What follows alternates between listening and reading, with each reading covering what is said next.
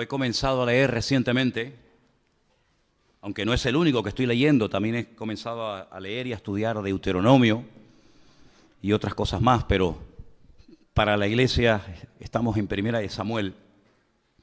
Y recientemente vimos la vida de aquellos dos jóvenes, aquellos dos sacerdotes, hijos de Elí, llamados Ofni y Finés, hombres perversos, como decía en el texto original, ¿se acuerdan? Benei Belial, hijos del diablo, así dice en hebreo.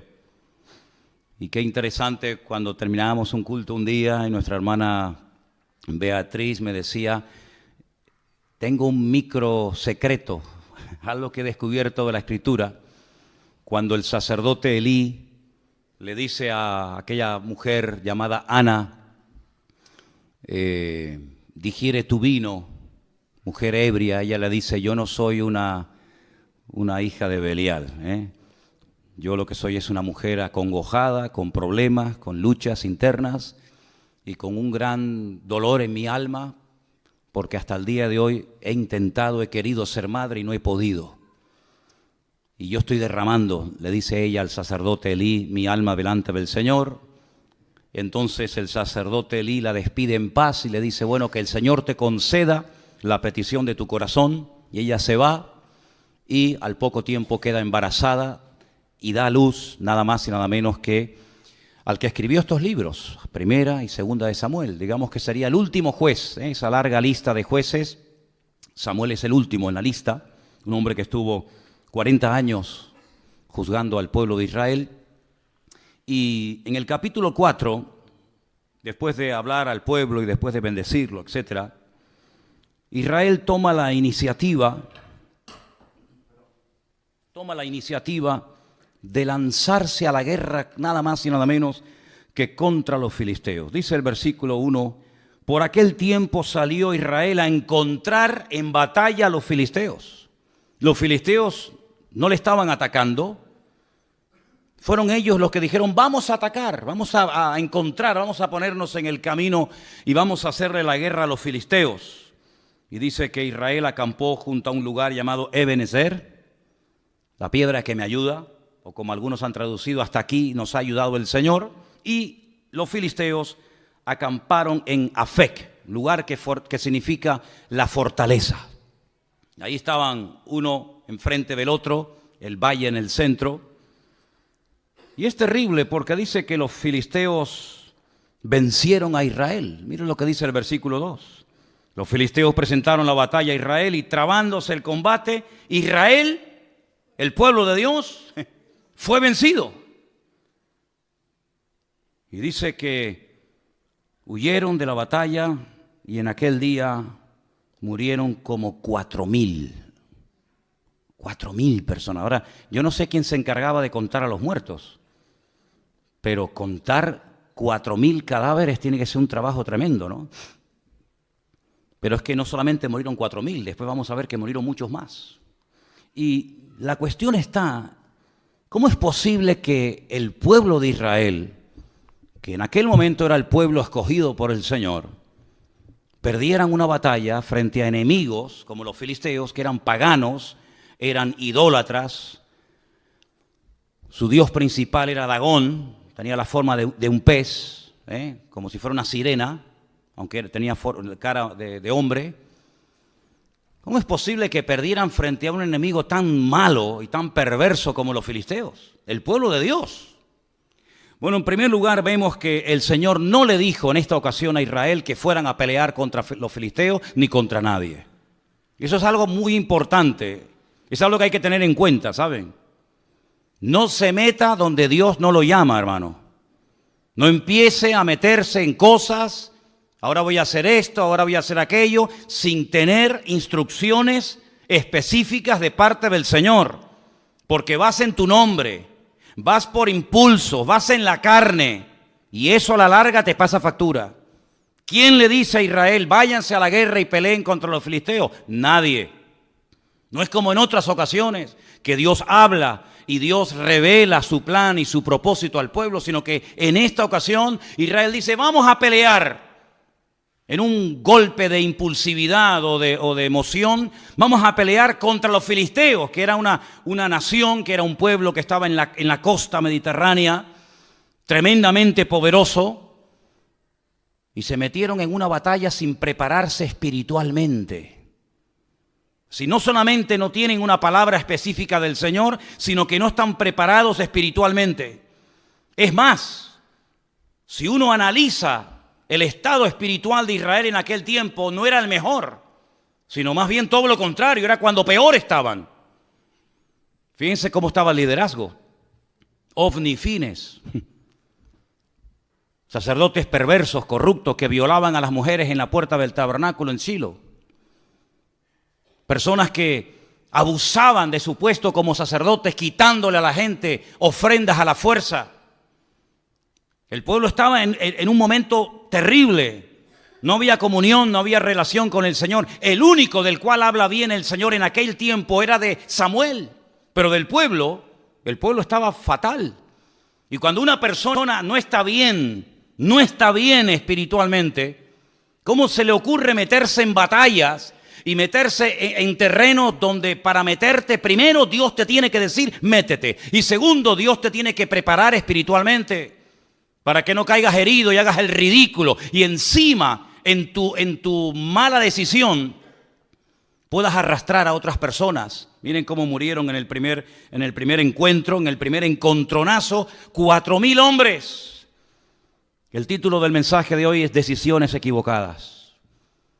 Decisiones equivocadas pueden llevarnos a la ruina, a nosotros, y a países enteros, y a iglesias enteras, y a familias enteras.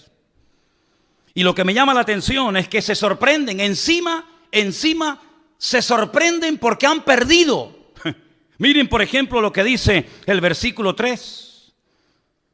Cuando volvió el pueblo al campamento, los ancianos de Israel dijeron, ¿por qué nos ha herido hoy el Señor delante de los filisteos? Mientras yo leía esta mañana esta porción, esta pregunta más bien, ¿por qué? ¿Por qué nos ha herido el Señor? ¿Por qué los filisteos hoy nos han ganado?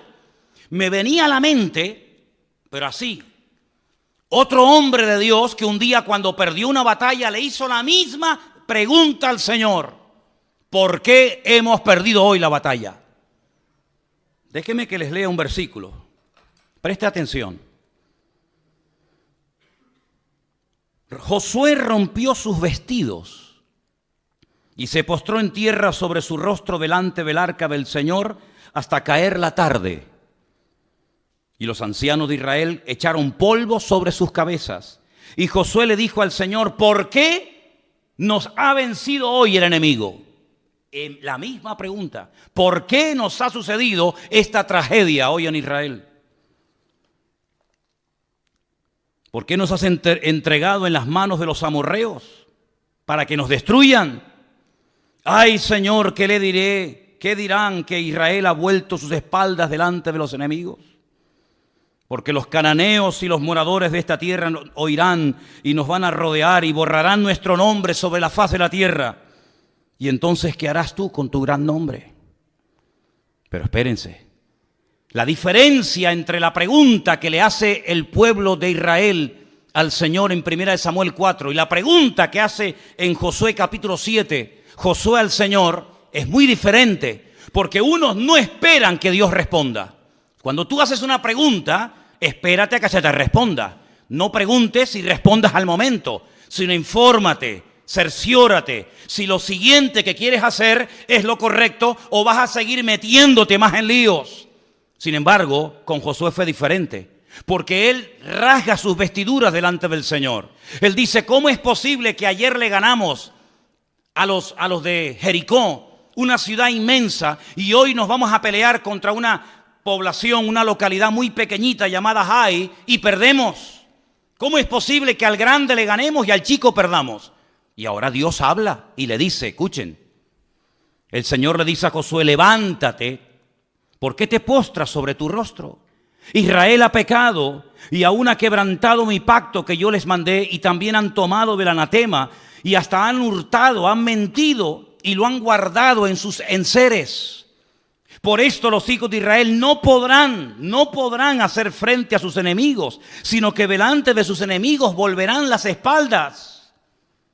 Por cuanto han venido a ser anatemas, yo no estaré con vosotros.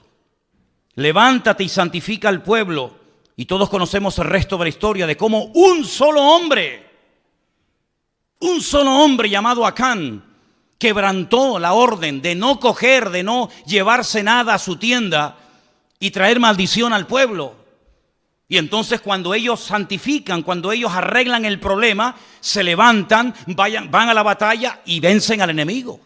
Pero en el caso de 1 Samuel 4 no sucedió así, sino que le preguntan al Señor, ¿por qué nos ha herido hoy el Señor? Y no esperan que Dios les hable. Es que a mí me sorprende algunas personas que se enfadan con Dios, se molestan con Dios porque le han salido algunas cosas mal y no tienen la paciencia y la sabiduría de decir, bueno, Señor, ¿en qué he pecado? ¿Qué he hecho mal? ¿Hay algo que tengo que corregir? ¿O sigo en la línea en la que voy y me voy a ir a la ruina yo y todos los que están conmigo? No esperaron en el Señor, no dijeron, bueno, vamos a estar un tiempo en oración, en búsqueda sincera y genuina de parte del Señor, sino que automáticamente preguntan y mira lo que hacen. Versículo 3, traigamos a nosotros de Silo el arca del pacto del Señor para que viniendo entre nosotros nos salve de la mano de nuestros enemigos. Otro error más. Primer error, ir a la guerra sin que Dios te lo diga. Segundo error, no prepararse espiritualmente. Tercer error, trasladar el arca del Señor sin ningún mandato específico, creyendo que el arca del Señor es una especie de amuleto contra la mala suerte, creyendo que es una especie de talismán, creyendo que es una especie de objeto milagroso o de lámpara de Aladino, que en cuanto haga presencia en el campamento de Israel, todos los problemas se van a solucionar inmediatamente.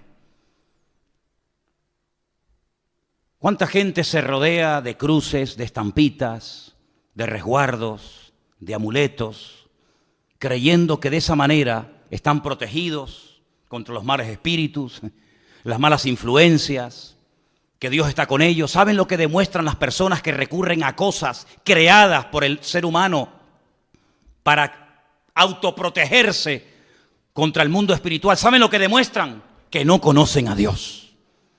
Porque si conocieran a Dios, sabrían perfectamente que Dios no necesita de nada ni de nadie para proteger tu vida y pelear tus batallas.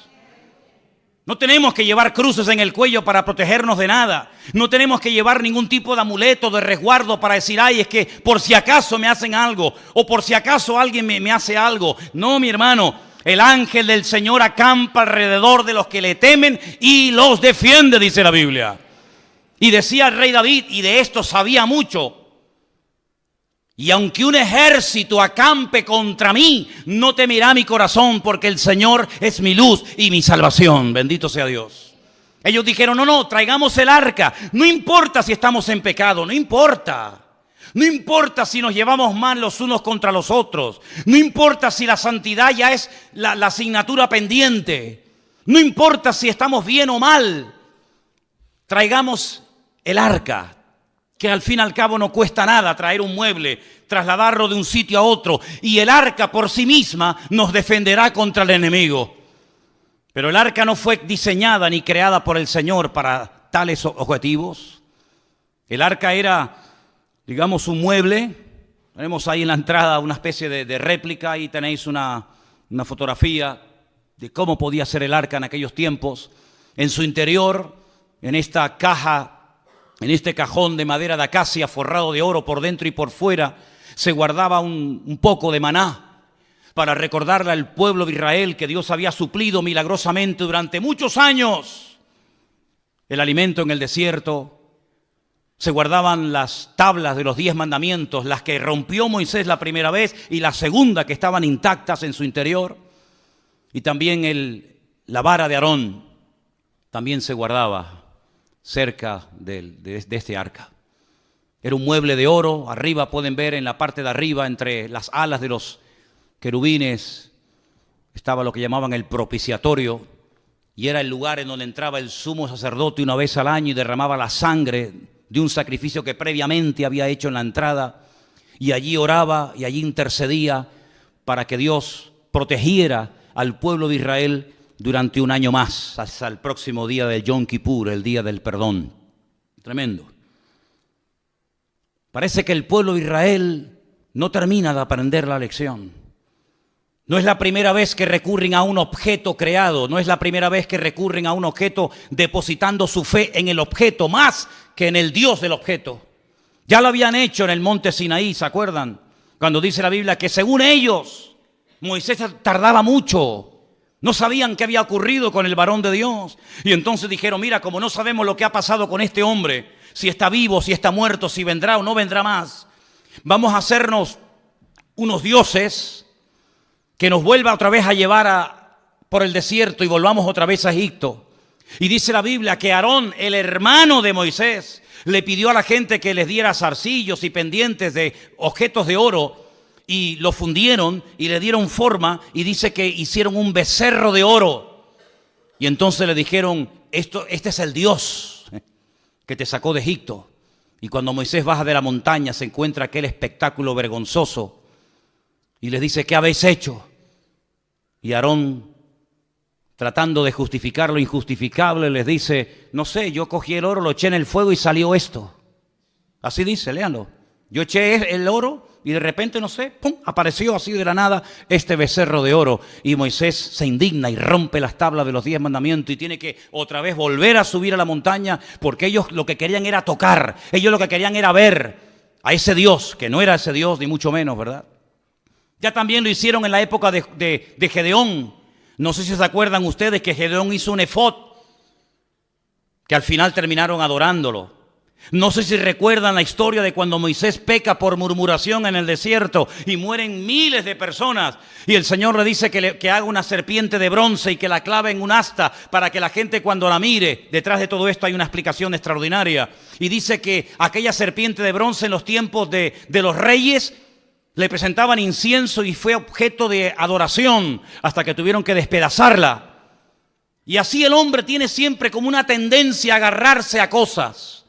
Y alguien dijo que potencialmente todos los seres humanos tenemos tendencia a la idolatría. Parece mentira. Hay gente que dice, no, yo no adoro a nadie, sí, pero luego pero tus hijos los adoras, ¿verdad?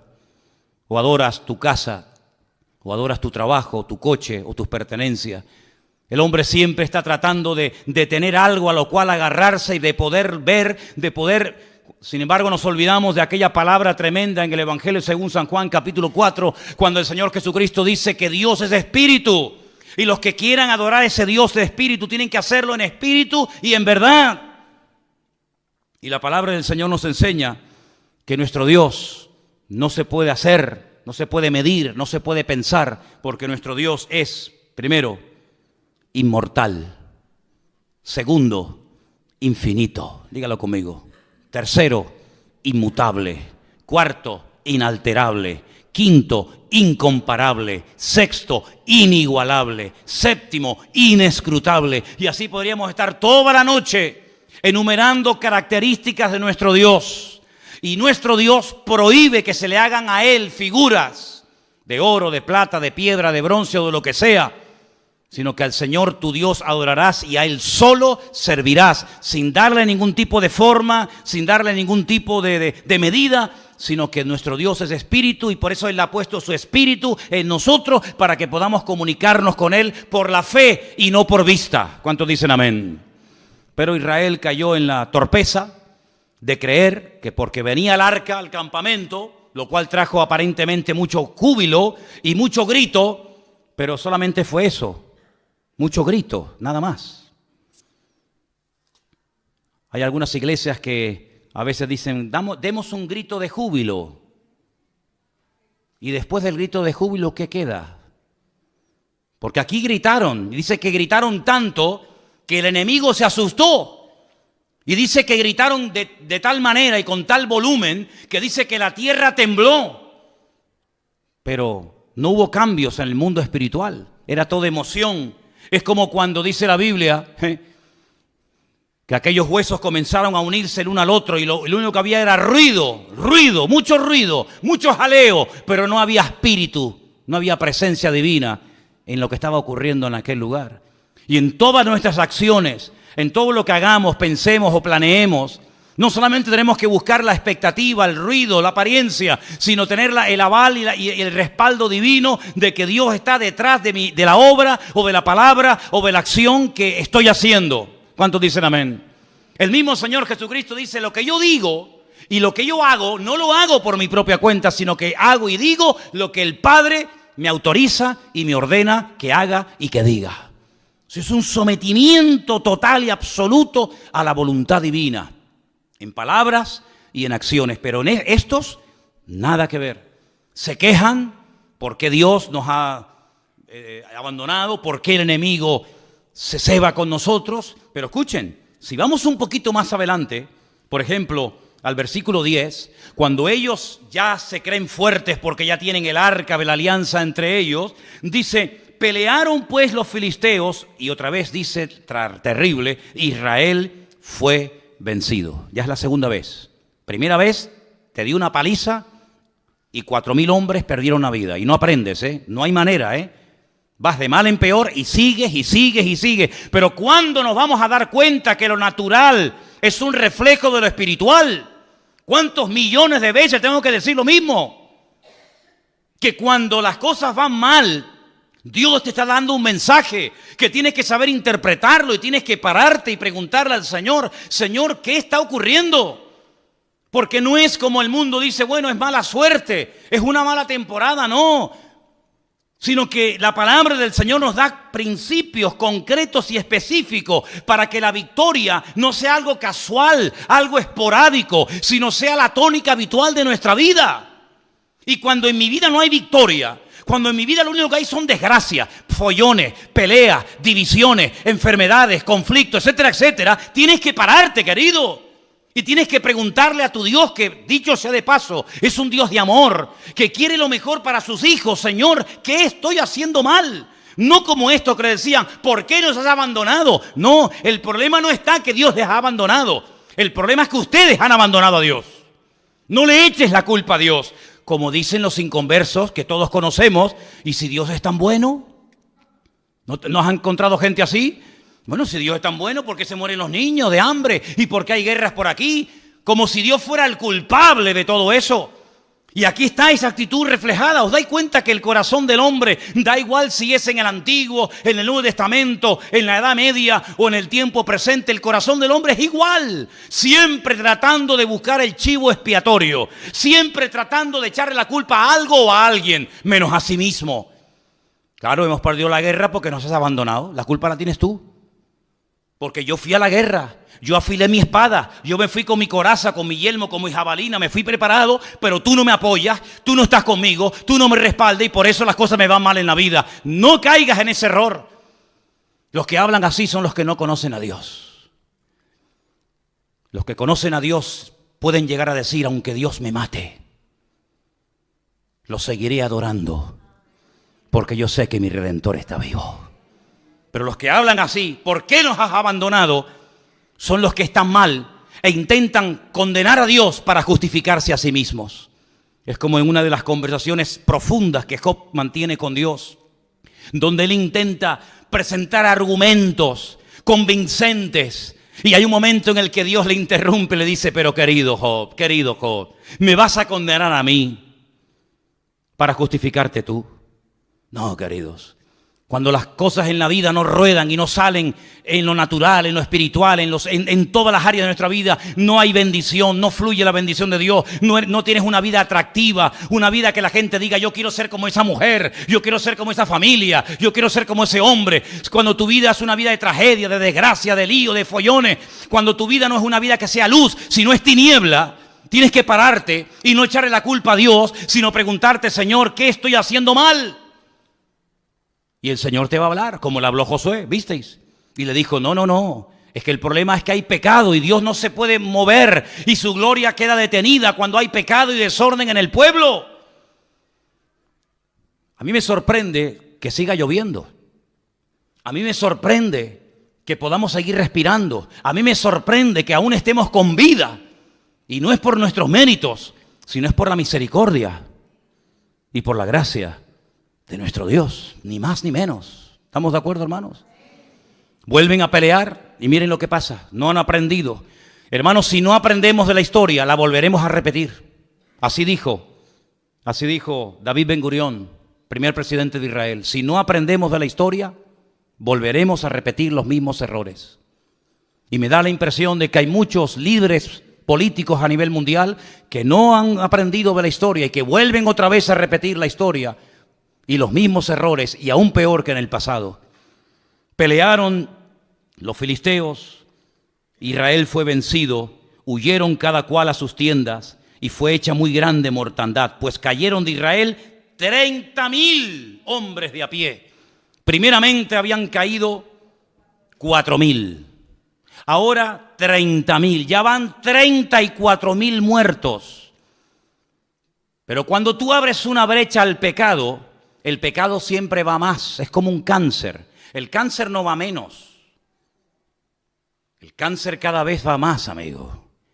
Y si empezó de una forma muy sencillita y ahí prácticamente inapreciable, como no se actúe inmediatamente, eso se va a extender y cuando quieras meterle mano es demasiado tarde. No solamente ya han muerto 34,000 hombres, pero 34,000 hombres significa, no digo todos, pero muchos tendrían hijos.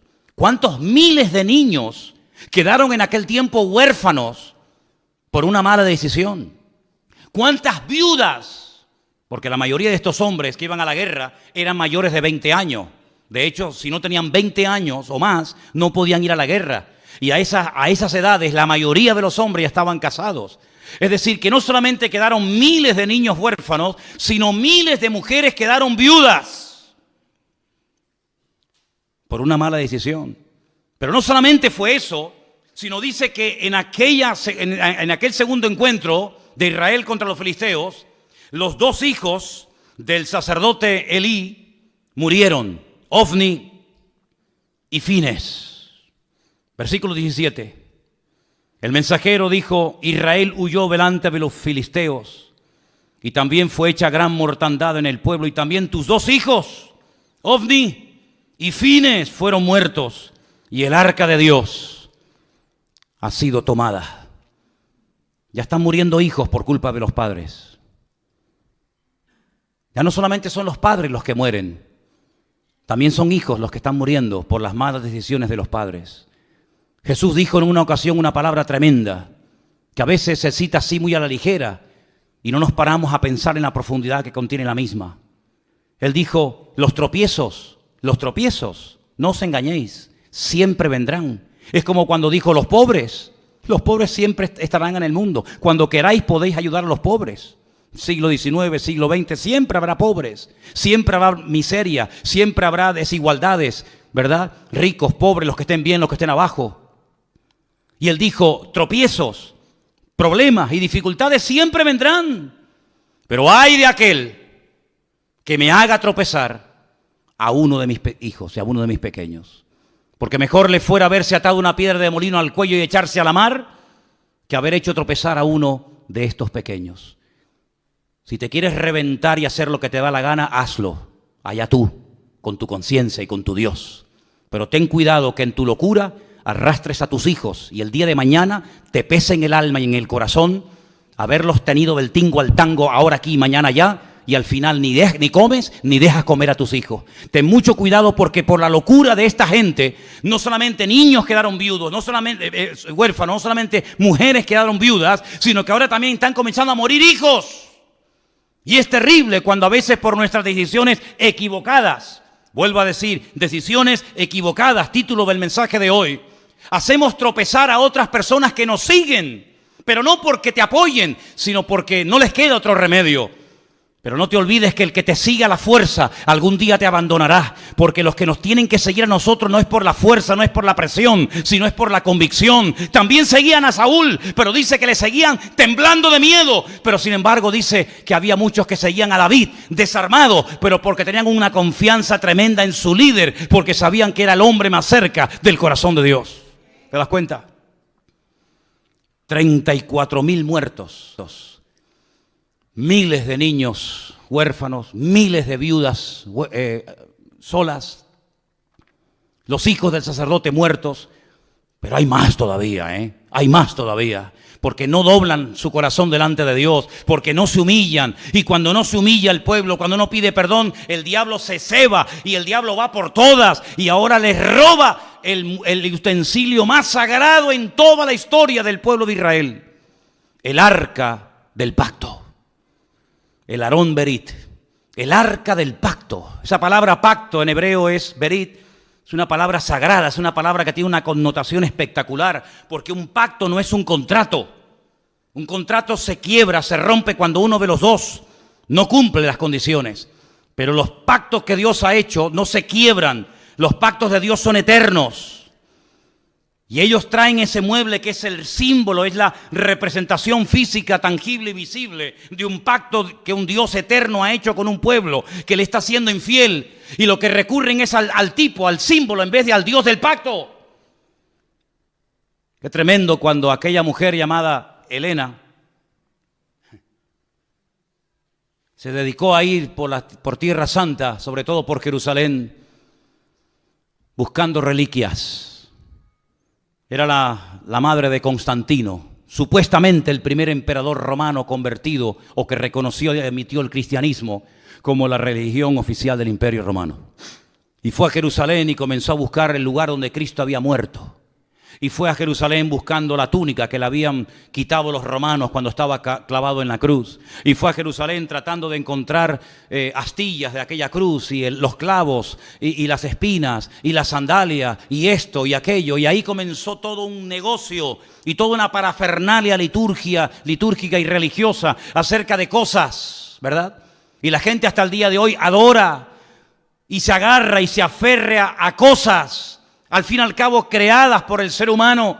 Y cuando vamos a Israel yo le digo a la gente, ¿y qué más da? ¿Qué más da? Si sobre esa piedra el Señor se inclinó, se sentó o lloró, ¿qué más da? No deja de ser una piedra, no adoremos las cosas, adoremos al que vive por los siglos de los siglos, amén. Sin embargo, el hombre, como dije antes, tiene una tendencia brutal a la idolatría. Y si no tiene nada o a nadie a quien adorar, recurre a la peor de todas las idolatrías, que es la egolatría, que es adorarme a mí mismo y decir yo soy el dueño, yo soy el Dios. Y encima le digo al verdadero Dios, tú no existes, el que existe soy yo. Esa es la peor de las idolatrías. Y esto es lo que le pasó al pueblo de Israel, un pueblo que tenía que ser cabeza, y se convirtió en la cola y en el hazmerreír de los filisteos en aquella época. Quiero que volvamos a ver esa imagen donde veíamos el territorio que ocupaban los filisteos en aquella época. Esa franja mediterránea larga, de más de 50 kilómetros de largo, en color rojo. Era el territorio que en aquellos tiempos ocupaban los filisteos. Los filisteos no eran originarios de allí. No. Los filisteos eran un pueblo, la mayoría de los historiadores dicen que puede ser que vinieran de la isla de Creta. No eran oriundos de Canaán, eran de otro lugar que decidieron trasladarse en barco y tomar posesión de esas ciudades tan importantes que hasta el día de hoy existen. Por ejemplo, tal vez la ciudad más famosa que tenía los filisteos en aquel tiempo, que sigue existiendo hoy en día, es la ciudad de Gaza. ¿Quién no ha oído hablar de la franja de Gaza? A continuación estaba la ciudad de Askelón, donde murió ¿quién? Sansón, en el templo del dios Dagón. A continuación estaba la ciudad de Asdod. Estamos hablando de ciudades preciosas. He tenido la oportunidad y el privilegio con Elena de visitarlas. La ciudad de Askelón es una belleza de ciudad. Asdod, ni te imaginas. A continuación estaba Ecrón y a continuación estaba Gat. Son las 5 ciudades de los filisteos. Las 5 piedras que David cogió del arroyo era para matar a los 5 gigantes de las 5 ciudades más importantes del Mediterráneo, en aquel tiempo dominadas por los filisteos: Gaza, Asdod, Askelón, Ecrón y Gat. Ellos controlaban la salida y la entrada de mercancías. Los puertos principales, los puertos que en aquel momento operaban, estaban allí.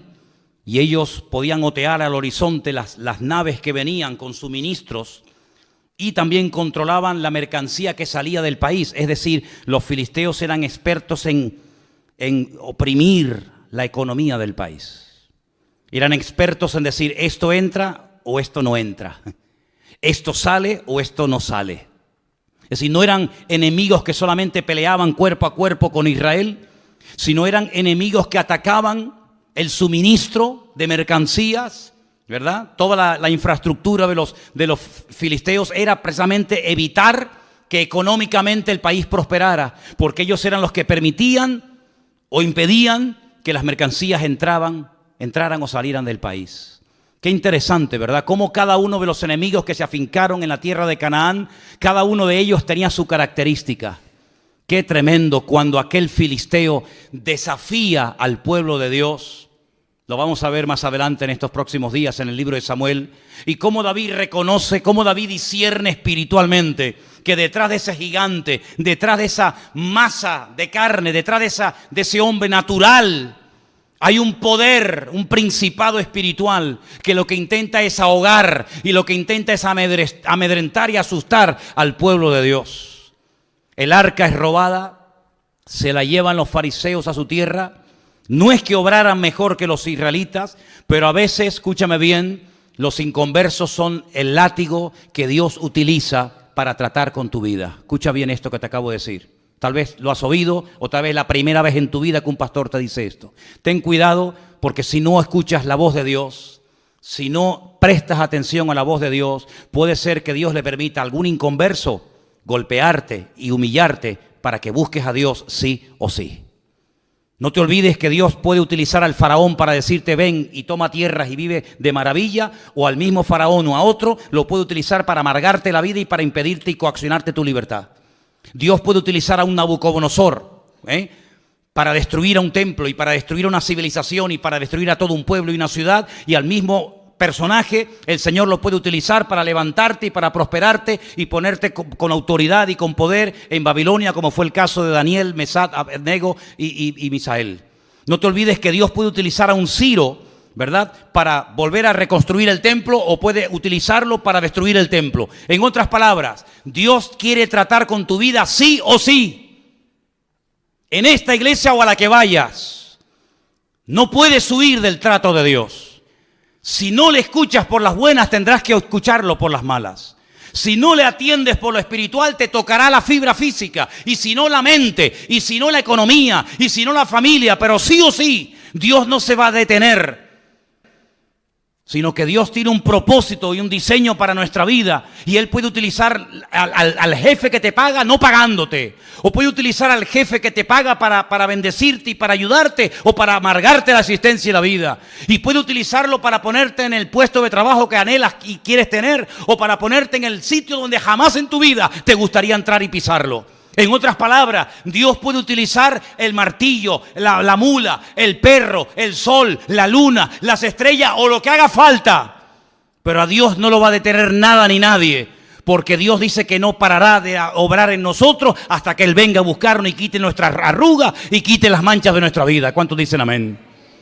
Por eso, queridos hermanos, entremos por las buenas en el trato de Dios, porque yo dije en una ocasión, y creo que algunos lo recordarán, que al listo, con una simple mirada, capta el mensaje. Pero al tonto, ni tirándole piedras, se entera de la película. Era como antiguamente, los padres miraban a los hijos y le transmitía telepáticamente un mensaje que el chiquillo interpretaba al momento. No hacía falta traductor de Google ni vainas raras, sino que la simple mirada del viejo, cuando coincidía con la tuya, te estaba diciendo o te quedas quieto, o cuando vaya a casa te meto un cogotazo que te vas a enterar, malcriado. Todo eso te lo decía con la mirada. Hoy en día te manda WhatsApp, abre una página de Facebook tu viejo, te manda todo lo que quiera y no te enteras. Vamos a leer algunos versículos interesantes. Proverbios 3, del 31 en adelante. Proverbios capítulo 3, si me los ponen casi mejor. 31 al 33, perfecto. Proverbios 3, del 31 al 33. No envidies al hombre injusto. ¿Conoces a alguien que se porta injustamente contigo? ¿No?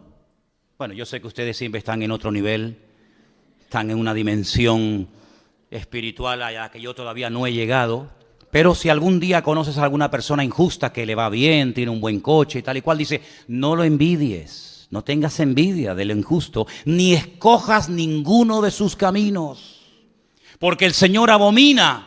Ay, nos habían dicho que Dios ama al pecador y aborrece el pecado. ¿No nos habían dicho eso? Pues es que eso no está en la Biblia. No, hermano. La Biblia dice que Dios ama al pecador, pero aborrece el pecado. ¿Y dónde está eso?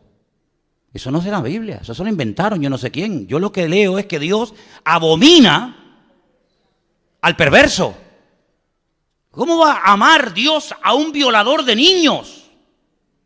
Tendrá que arrepentirse de su pecado para cambiarlo y para hacer algo en su vida. Pero mientras no se arrepienta, el violador, el asesino, el ladrón, el injusto, etcétera, etcétera, dice, Dios lo abomina. Abomina al perverso. Pero su comunión íntima, ¿con quién es? Con los justos. Y el 33, porque la maldición de Dios, ay amigo, ahora se va a dar cuenta porque hay gente que está así. Porque la maldición de Dios es real, es tan real como la bendición de Dios, igual. La maldición de Dios, ¿dónde está? En la casa del impío, de los que le han dado la espalda a Dios. Pero Él bendecirá la morada, la casa de los justos.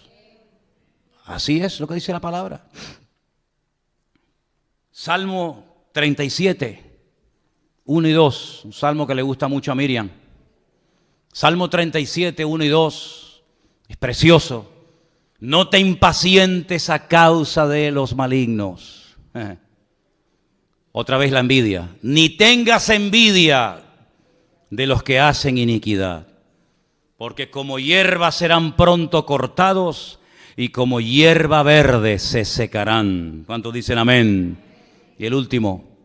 Segunda de Pedro, capítulo 2, del 20 al 22.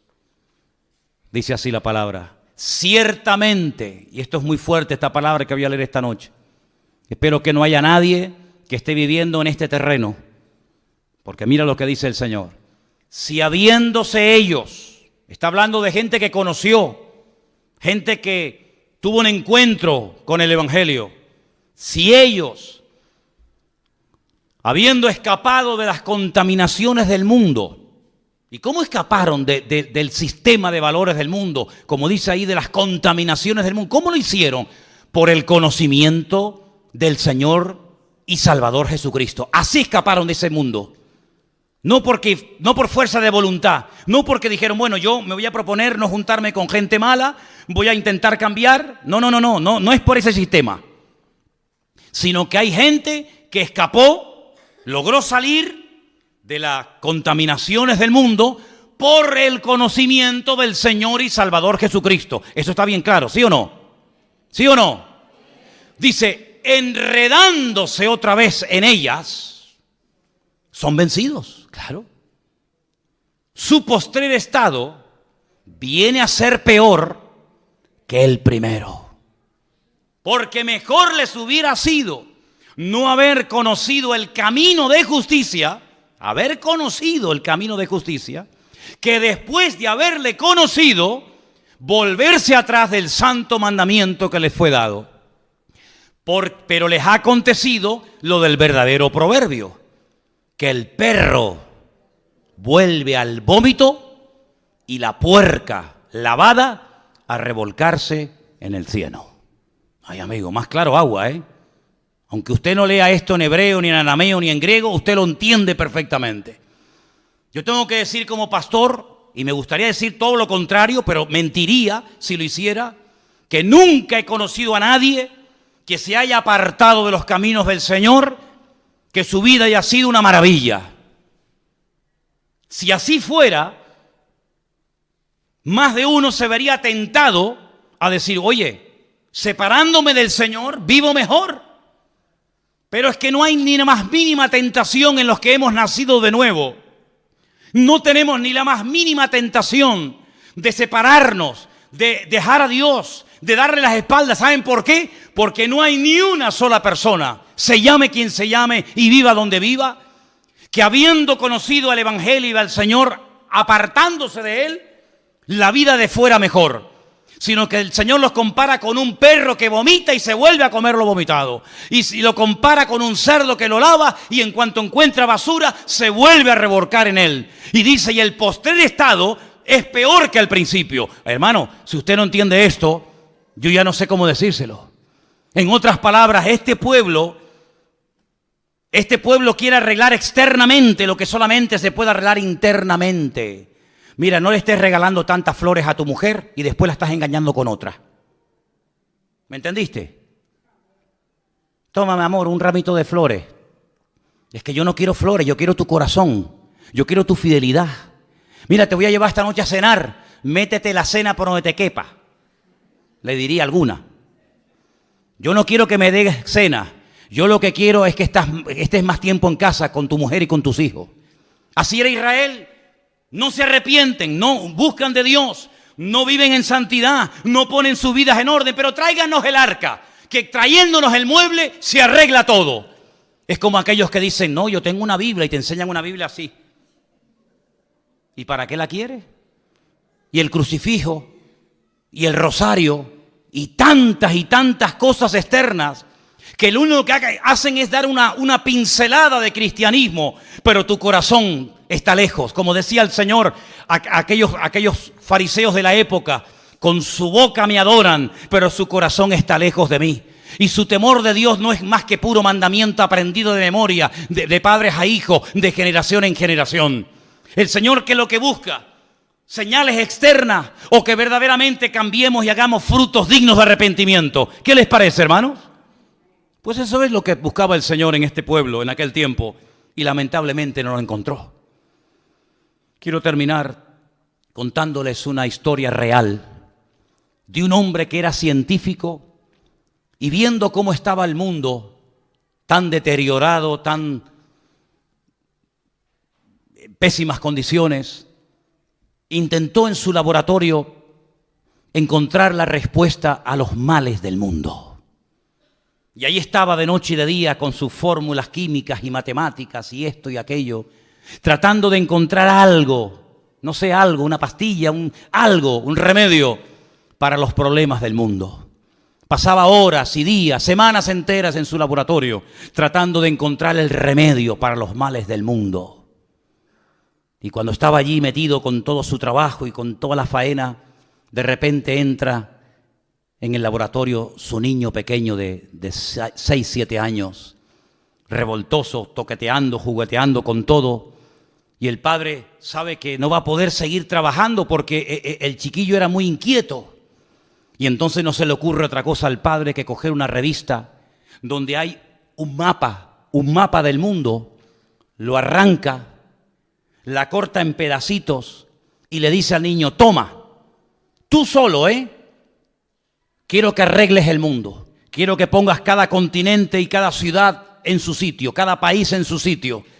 Y le da esas hojas del mapa rotas y un trozo de una cinta adhesiva para que lo arregle y se lo traiga al padre. El padre dice, bueno, ahí lo tendré aburrido y me dejará trabajar tranquilo. Al poco rato, el niño se acerca al padre y dice, papá, ya está todo arreglado. El padre le dice, no puede ser, no puede ser. A ver, muéstrame qué es lo que has hecho. Y efectivamente, le muestra el mapa perfecto, todo pegadito con cinta adhesiva, cada país en su sitio, cada continente en su sitio, todo en su lugar. El padre se queda sorprendido y le dice, pero hijo, ¿cómo has sido capaz tan rápido sin conocer tú al mundo, sus ciudades, sus países, sus continentes, ¿cómo has sido capaz de arreglarlo tan rápido? Y le dice, papá, es que yo no sé arreglar el mundo, pero cuando arrancaste la hoja, yo vi que por detrás había la figura de un hombre. Y entonces lo que yo hice fue arreglar primeramente la figura del hombre, que la conozco. Puse los brazos del hombre en su sitio, las piernas, la cabeza, y cuando arreglé al hombre, le di la vuelta y había arreglado el mundo. Eso es lo que intentan hacer los seres humanos, arreglar el mundo. Pero para arreglar el mundo, primeramente hay que arreglar el corazón del hombre.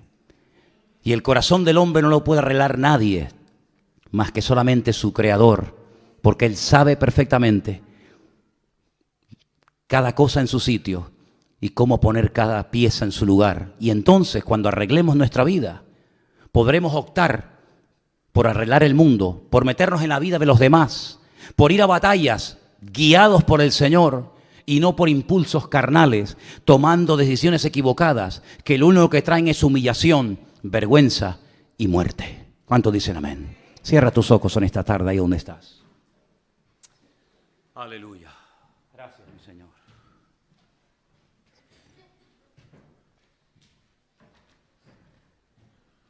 Gloria a tu nombre, Jesús. Bendito sea Dios. Qué bueno eres tú, Señor. Dice la Escritura, yo he venido para darte vida. Y vida en abundancia. Es una palabra que el Señor utiliza en varias ocasiones en su ministerio. Vida, vida eterna, vida en abundancia. ¿Sabéis una cosa, hermanos? Mientras estamos orando, la palabra vida en hebreo, no tiene singular. No hay vida. Es hayim, vidas. En nuestro idioma podemos hablar de la vida o de las vidas. En hebreo solamente se puede hablar de vidas en plural. Es que hay una vida terrenal, hay una vida eterna, hay una vida física, hay una vida espiritual, hay muchas vidas, no una sola. Y yo te pregunto esta tarde, ¿cómo está tu vida? Tu vida física, tu vida espiritual, tu vida psicológica, tu vida material. Ese conjunto de elementos que forman tu vida o tus vidas, ¿cómo están? Que el Señor componga nuestras vidas, que nos ordene, que nos consagremos y nos comprometamos a Él, para que no nos ocurra lo que le ocurrió a Israel en los tiempos que hemos visto esta tarde, que eran vencidos y derrotados por el enemigo. Tú has sido creada, diseñada por la mano del Creador, bendito sea su nombre, para que tu vida sea una vida de bendición y una vida con propósito, no una vida rota, no una vida despedazada, hecha a pedazos. Si así fuera, como el niño de la historia que supo poner cada cosa en su sitio, el Creador del universo, nuestro bendito y amado Señor, está aquí esta tarde para poner nuestras vidas en orden y darnos paz desde que te levantas hasta que te acuestas. La paz del Señor, que sobrepasa todo entendimiento, guardará vuestros corazones y pensamientos en Cristo Jesús. Porque Él guardará en paz, en completa y profunda paz, aquel cuyo pensamiento en ti persevera, por cuanto en ti ha confiado. Mi paz os dejo, mi paz os doy, no como el mundo la da. Así que, queridos hermanos, la paz es el regalo de Dios para sus hijos. Es el pan para los hijos, la paz de Dios, el shalom de Dios, es para nosotros. Recíbela en esta tarde, llévatela a tu casa. Que tu casa sea un hogar de paz. Pero para que sea un hogar de paz, Él tiene que ser el príncipe de la paz en esa casa. De lo contrario, me temo que será imposible. Señor, venimos a ti en esta tarde, postrando nuestra voluntad a tus pies y diciéndote, Señor, toma nuestra vida en tus manos y opera en nosotros tu perfecta y maravillosa voluntad, Señor Jesús. Ora al Señor ahí donde estás. Ora al Señor. Preséntale su vida. Encomiende al Señor su camino. Confíe en Él, que Él lo hará.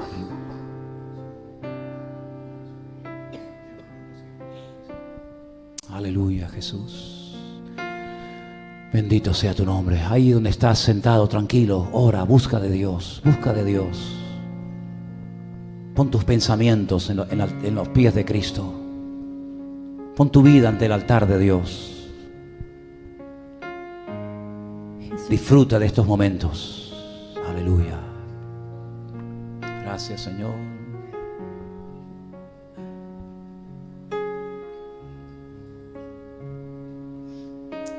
Gracias, mi Señor.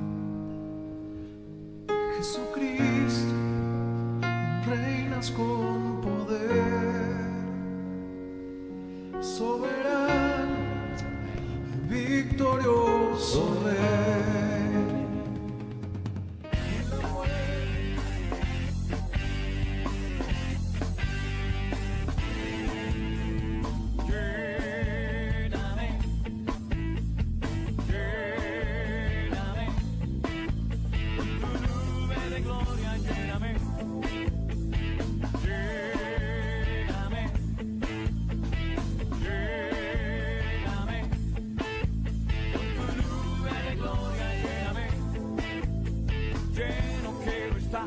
De tu poder, vida en abundancia.